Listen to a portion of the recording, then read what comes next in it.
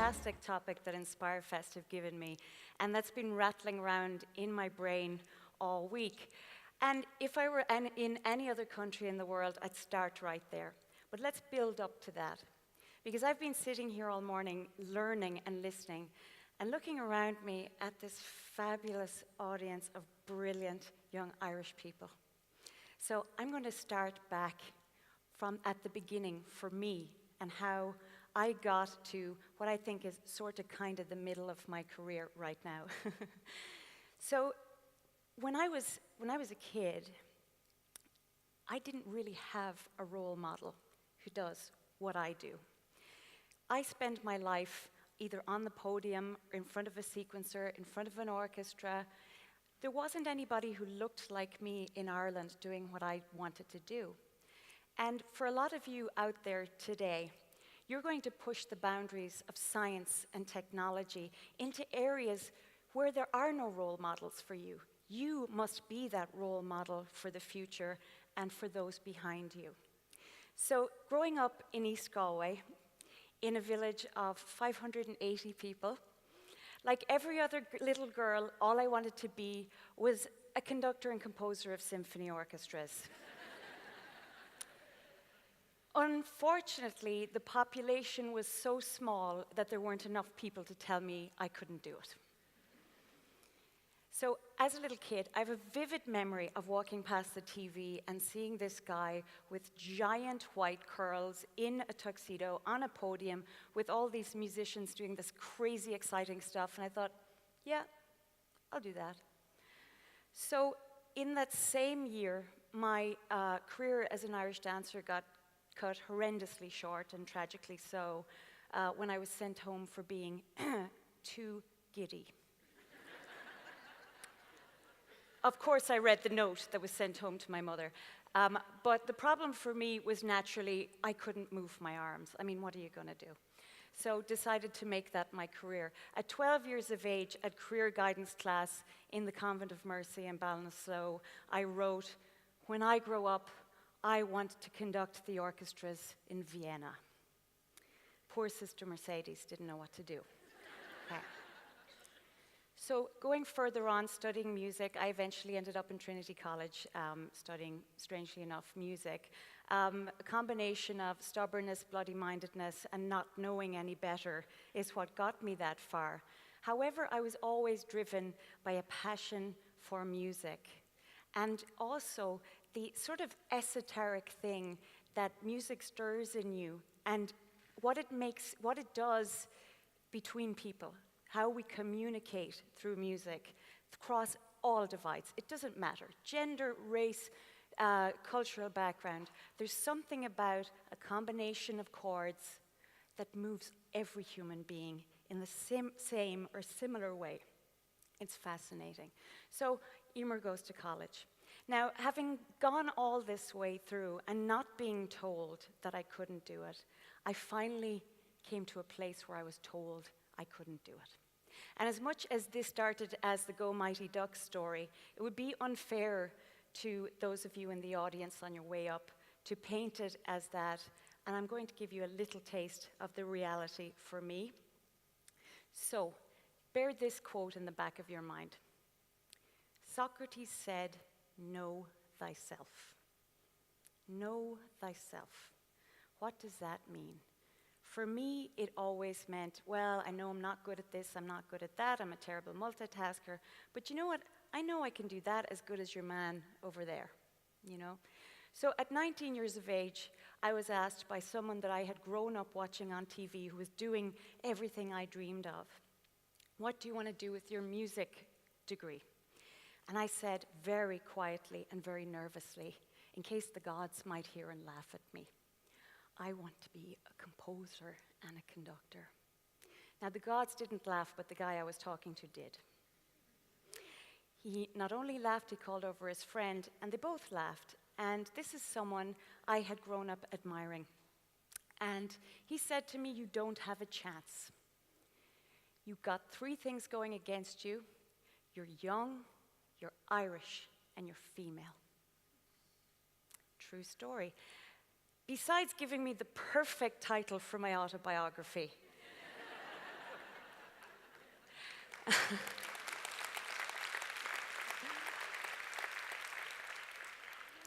I'd like to say it didn't hurt and it didn't make an impact, and I went, I'll show him.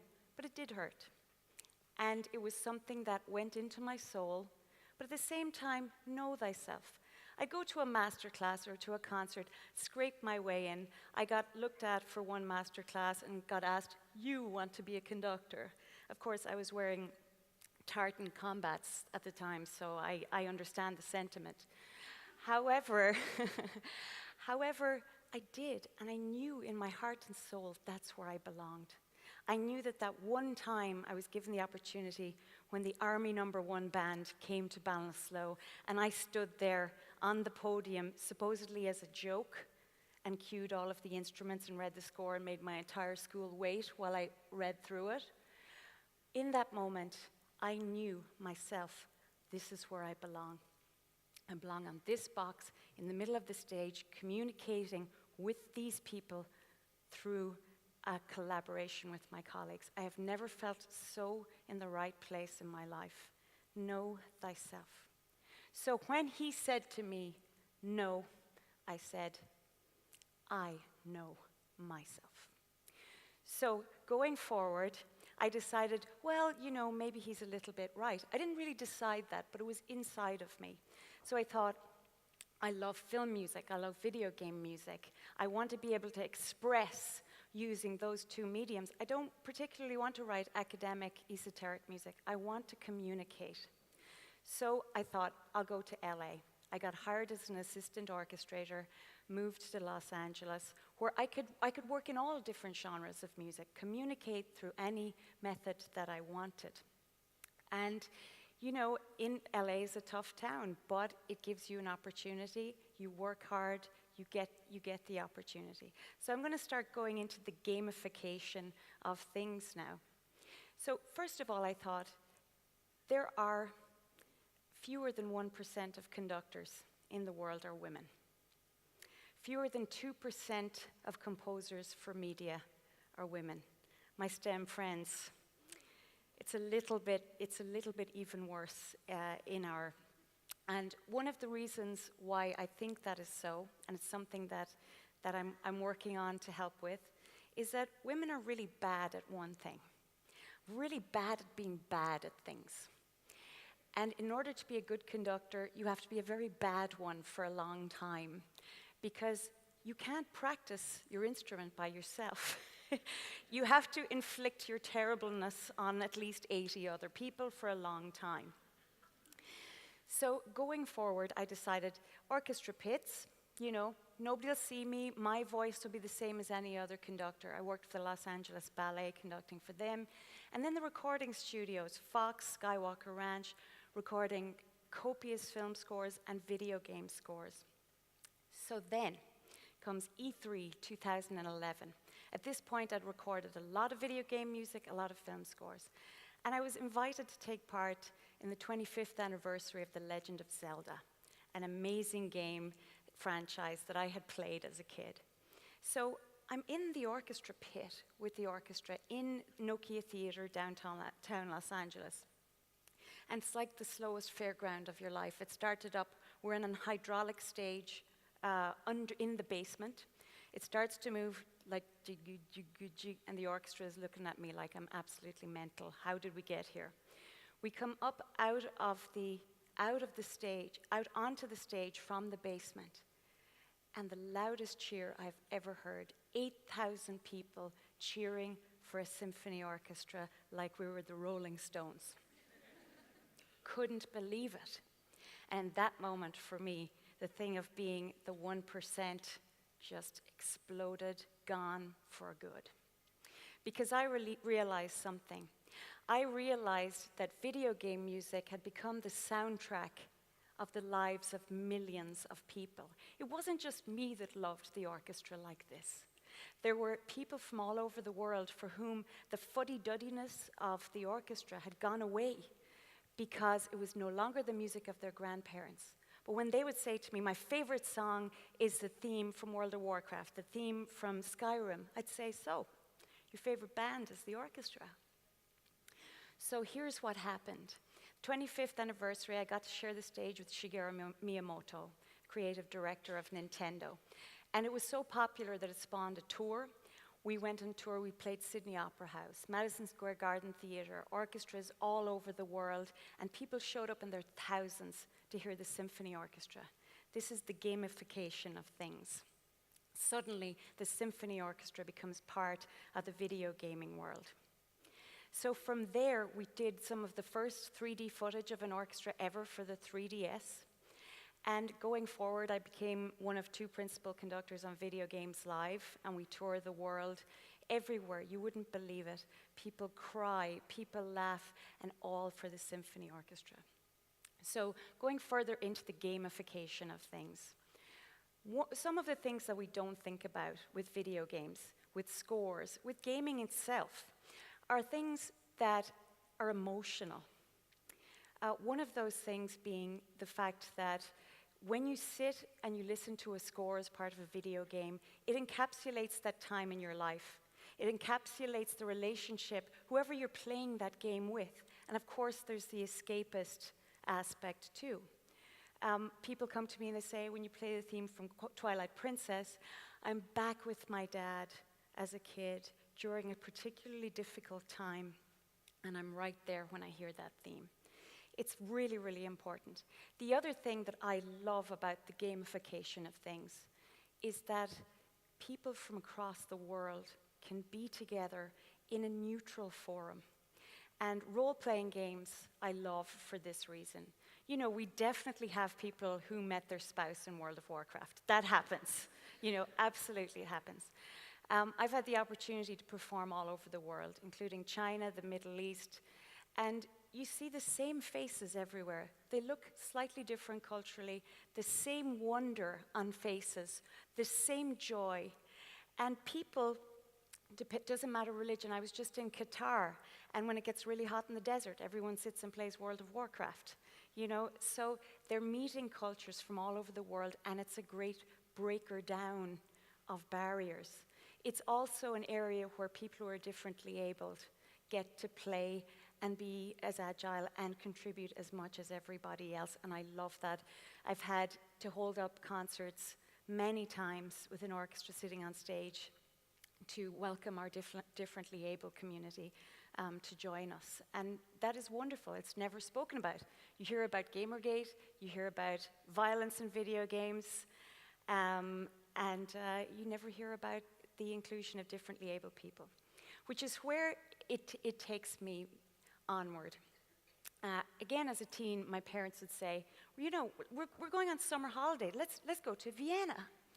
And I'd say, I can't go to Vienna. And they'd say, why can't you go to Vienna? Because someday I want to conduct in Vienna. My parents would say, right, yeah, Eimear, go on over there. So continuing on, still having this dream, still having this focus. So years and years later, I'm still thinking, why are there so few girls conducting? You know, it's not like a stick of rosewood is physically very heavy. It's not at all. This is illogical, I would say to myself. Girls are bad at being bad at things. So how can I help? This is why I love the medium of VR and AR.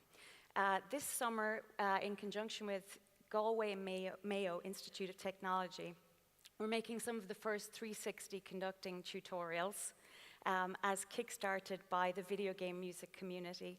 We're also doing some of the first motion capture of a conductor ever. And the third thing is I'm working with a beautiful actress called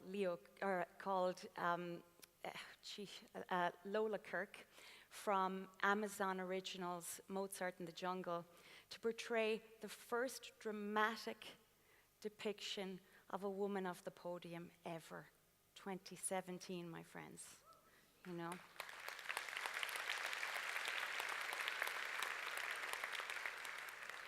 The great thing about VR is that we can share, and this is what I want to put out to our Taoiseach, our Taoiseach, all of our ministers, is Ireland, what are we so great at? Technology and creativity. Put those two together in the medium of video games, role-playing games, VR, AR, And we have everything that's needed. We could be a world leader in this area given the right opportunity, the right funding. We have, God knows, the talent, the expertise, and the people. So let's put that out there, everybody. We want Ireland to get more of a bite of that amazing industry. So to finish, my friends, after touring the world and performing this music to thousands, hundreds of thousands of people and millions online and so on, and getting to share, which is what the video game music community is about, sharing, I finally got to that place. And my friend called me and he said, can you come to Vienna? I said, no, I can't. I'm doing a concert in Florida. And he called me the next year and he said, we're going to Vienna. So I got to finally not only perform the little Irish girl from Kilconnell, East Galway, on the stage in Das Konzerthaus in Vienna, but I got treated really, really well. And I thought, sometimes when we perform orchestral, symphonic video game music, the orchestra thinks they're getting a version of Pong. Someone saw Pong once and they thought the score goes beep, boop, beep, boop. You're like, okay, maybe we've moved on a little. But the stage manager was like, can I get you this? Can I get you that? And it was very, revered Concerthaus Vienna. Turns out he's a massive World Warcraft fan. Wouldn't you know? So what I want to leave you with is a piece that I wrote for World of Warcraft, Warlords of Draenor, because talking about music is like dancing about architecture, right? I'm going to give you a little bit of background to the piece. A little bit of background. What you're going to see is an edit of 16 orchestras from around the world, many of them National Symphony Orchestras, Poland, Spain, a few other places I can't remember. And there is a worldwide YouTube orchestra as well. Of course, one of my dreams is to be able to include everybody in what I do. And we've been working through to try and get there. I've done idiotic things like worn a GoPro on my head while I conduct so people can see what I see. I've done Mickey Mouse's Fantasia by having a Kinect box and infrared watch my movements so as I can control visuals behind the orchestra. I've even had a camera drone blow my score off the music stand, So at this point, what I want to be able to do is share with everybody, and every little girl from East Galway or from Qatar or anywhere in the world to be able to virtually stand on the virtual podium and conduct, as I do, a virtual orchestra and get to a place where they're not terrible before they stand in front of the symphony. So this piece, you'll see 16 orchestras.